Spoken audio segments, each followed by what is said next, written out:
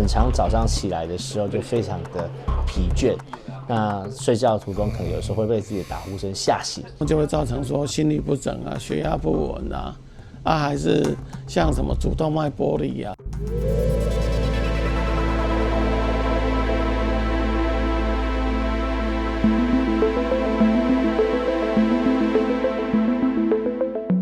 为什么会打鼾？就是我们空气如果过一个管路，它很顺畅的话，它就是不会有声音。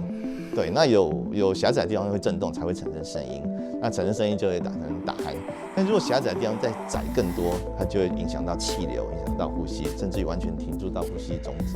当我们不断的去摇颈动脉，或是对颈动脉发出一个能量的时候，我们颈动脉的内皮细胞就会受损。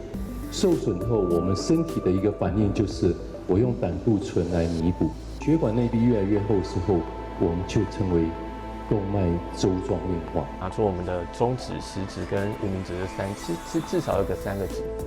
假如我们这样放轻松，我们的下巴到喉咙之间是小于3指腹的话，那就代表我们的下巴可能过于贴近我们的喉咙，也就是下巴是比较后缩或者短的情况。